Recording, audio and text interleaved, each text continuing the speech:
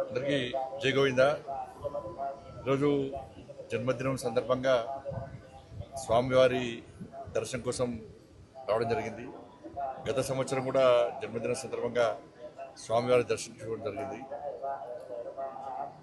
ప్రతి ఒక్కరూ సుఖ సంతోషాలతో ఉండాలని చెప్పి, అందరి కష్టాలు తొలగిపోవాలని చెప్పి, ఒక ప్రశాంతమైన వాతావరణంలో జీవించాలని చెప్పి, ఈ దేశం కోసం, సనాతన ధర్మం కోసం, ఈ సమాజం కోసం అందరూ కలిసికట్టుగా ఉండాలని చెప్పి, ఎవరికి ఏ కష్టం వచ్చినా, ఏ ఆపద వచ్చినా ఈ ధర్మ పరిరక్షలో ఒకరికొకరు చేదోడు వాదోడుగా ఉండాలని చెప్పి, ఆ శక్తిని, సామర్థ్యాన్ని, ఆ ఆలోచనను కల్పించాలని చెప్పి ఆ స్వామివారిని వేడుకోవడం జరిగింది. దాంతోపాటు ఒక శక్తివంతమైనటువంటి భారతదేశ నిర్మాణం కోసం, ఈ దేశ రక్షణ కోసం, ఈ దేశ అభివృద్ధి కోసం, ఈ దేశంలోని పేద ప్రజల సంక్షేమం కోసం అహర్నిశలు శ్రమిస్తున్నటువంటి ప్రియతమ నేత, దేశ ప్రధాని నరేంద్ర మోడీ గారికి నిండు నూరేళ్ళు ఆయురారోగ్యాలు ఇవ్వాలని చెప్పి, వారికి ఆ శక్తిని, సామర్థ్యాన్ని ఇంకా కల్పించాలని చెప్పి, వారికి ఎప్పుడు స్వామివారి యొక్క మంగళ శాసనాలు ఉండాలని చెప్పి ఆ స్వామివారిని వేడుకోవడం జరిగింది. దాంతోపాటు టీటీడీ సంబంధించి మా భానుప్రకాష్ గారు టీటీడీ బోర్డు మెంబర్గా ఉన్నారు. సరే, అనేక అంశాల మీద వారు మొదటి నుంచి కూడా గతంలో భారతీయ జనతా పార్టీ నాయకులు ఉన్నప్పుడు కూడా అనేక సమస్యల మీద ఫైట్ చేసేటువంటి అనుభవం వరకు ఉంది. ప్రశ్నించేటువంటి స్వత్వం వారి ఇప్పుడే వారికి కూడా జరిగింది. నాయుడు గారు కూడా నాకు చాలా దగ్గర మనిషి. వారి బ్లెస్సింగ్స్ కూడా గతం నుంచి ఎప్పుడు కూడా నాకు ఉంటా ఉంటాయి. నేను కూడా రిక్వెస్ట్ చేస్తా ఉన్నాను, ఈ తెలుగు రాష్ట్రాల్లో కనీసం ధూపదీప నైవేద్యానికి నోచుకున్నటువంటి దేవాలయాలను కాపాడుకోవాల్సిన బాధ్యత టీటీడీ మీద ఉంది. దాంతోపాటు అనేక పురాతన దేవాలయాలు ఇవాళ తెలుగు రాష్ట్రాల్లో ఉన్నాయి. కనీసం అభివృద్ధి నడుచుకోవట్లేవు. భక్తుల మాత్రం చాలా పవర్ఫుల్ సెంటిమెంట్ టెంపుల్స్ అవన్నీ కూడా. కానీ ఎలాంటి అభివృద్ధి నోచుకోలేక, నిధులు లేక చాలా ఇబ్బంది పడుతున్న తరంలో వాటిని గుర్తించి ఆ దేవస్థానాలు కూడా సంవత్సరానికి వస్తారు, సంవత్సరానికి 2 సార్లు జాతరలు జరుగుతూ ఉంటాయి, ఉత్సవాలు జరుగుతూ ఉంటాయి, లక్షలాది మంది భక్తులు దర్శించుకుంటారు. కానీ మిగతా సమయంలో కనీసం ఇక్కడ అభివృద్ధి, కనీస సౌకర్యాలు లేక ఇబ్బంది పడుతున్నారు. కాబట్టి ఈ తెలుగు రాష్ట్రాల్లో ఉన్నటువంటి పురాతన దేవాలయాలకు నిధులు కేటాయించి వాటిని ఒక యుద్ధ ప్రాతిపదికన, ఒక ప్రణాళిక ప్రకారం అభివృద్ధి చేయాల్సిందిగా నేను వారికి విజ్ఞప్తి చేస్తాను.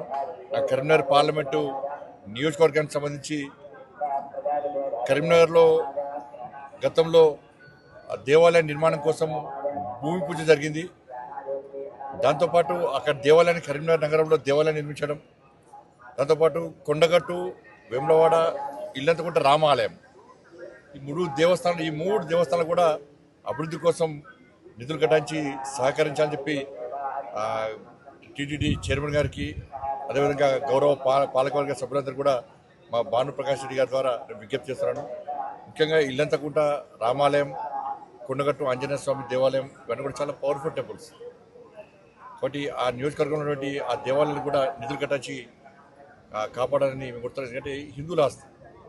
ఇవాళ ఇంత ఘోరమైన విషయం అంటే, నిన్న నేను కాటేజీలో ఉన్నప్పుడు ఒక ఉద్యోగస్తుడు వచ్చిండు. సార్, హిందువుల ఆస్తి, హిందువుల హక్కు తిరుమల తిరుపతి దేవస్థానం. ఇవాళ మనం కింద నుంచి పైకి స్వామివారిని దర్శించుకోవాలంటే ఇతర మతస్థులు కానీ, ఇతర దేశస్తులు కానీ ఒక డిక్లరేషన్ ఇచ్చి పైకి రావాల్సి వస్తుంది. స్వామివారి విశ్వాసం, నమ్మకం ఉంది అని చెప్పి ఒక డిక్లరేషన్ ఇచ్చి రావాల్సి వస్తుంది. ఇది గతం నుంచి జరుగుతున్న ఆనవాయితీ. కానీ దురదృష్టవశాత్తు ఏంటంటే, టీటీడీ ఈ దేవస్థానంలో దాదాపు 1000 మందికి పైగా ఇతర మతస్థులు. స్వామివారి మీద విశ్వాసం, నమ్మకం లేదు. హిందూ సనాతన ధర్మం మీద వారికి ఆలోచన లేదు. ఆ సనాతన ధర్మాన్ని కాపాడాలి, సనాతన ధర్మానికి అనుగుణంగా వ్యవహరించాలని చెప్పి ఆలోచన వరకు లేదు. అటువంటి ఉద్యోగస్తులకు, అటువంటి వ్యక్తులకు టీటీడీలో ఉద్యోగాలు ఇవ్వడమైంది, వాళ్ళు ఇంకా కొనసాగించడమైంది. ఎప్పుడో ఒకసారి మార్పు జరగాలి. అరే, గతం నుంచి ఉన్నారు వాళ్ళు, మేము ఏం చేయలేమంటే అది చేతకాంతనం అవుతుంది. నేను భానుప్రకాష్ గారు చెప్తున్నా, పాలక వర్గానికి నేను ఘాటుగా చెప్తున్నాను, ఇటువంటి పద్ధతి మంచిది కాదు. మీరు ఎంత అభివృద్ధి చేసినా బయట భక్తులకు అన్ని సౌకర్యాలు కల్పించినా కూడా ఇతర మతస్థులు ఈ దేవాలయంలో ఉండడం వలన వాళ్ళ ఆచార వ్యవహారాల విషయంలో చాలా ఇబ్బందులు వస్తున్నాయి. అది బయటికి రాకపోవచ్చు. ఏదో సత్రం కాదు ఇది, అన్ని మతాలకు ఇవ్వడానికి ఇది సత్రం కాదు. చాలా మంది అర్చకులు కానీ ఈ సనాతన ధర్మం మీద ఆధారపడిన ఉద్యోగాలకి చాలా మంది ఇబ్బంది పడుతున్నారు. కాబట్టి జీతభత్యాలు ఇచ్చుకుంటూ స్వామివారి మీద విశ్వాసం నమ్మకం లేని వ్యక్తులను ఏ విధంగా మీరు ప్రోత్సహిస్తారు?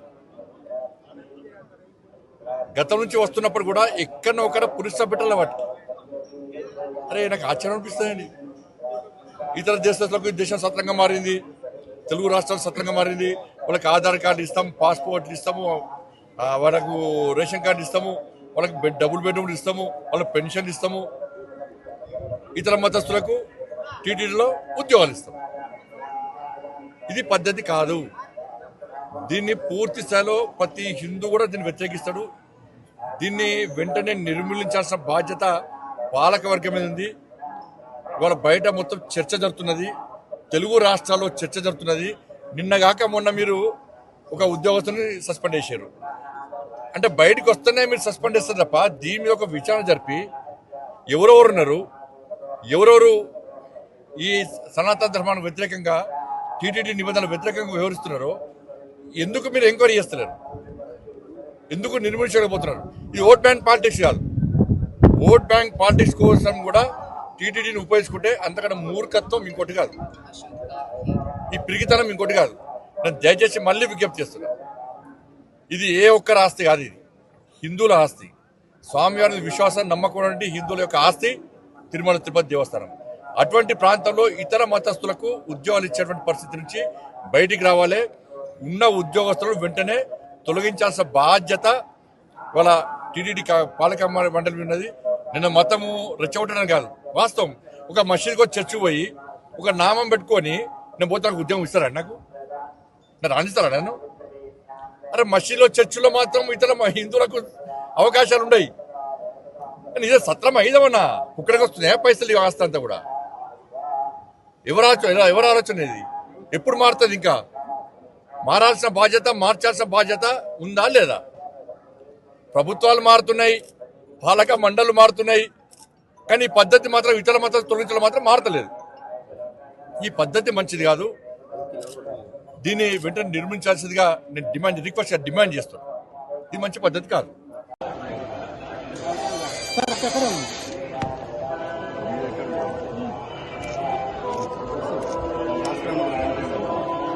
ना बस उसको सर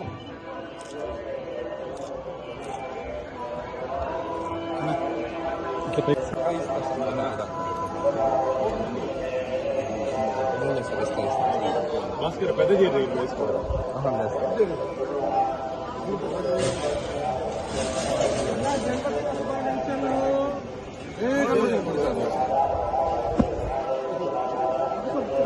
చిన్న ఫోటో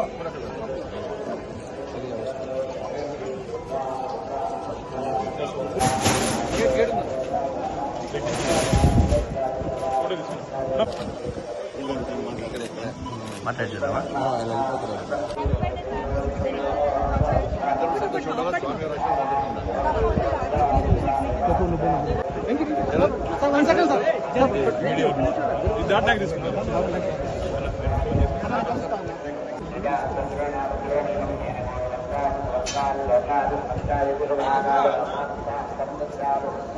కార్లో మెట్లు దిగి చెప్పేస్తాను.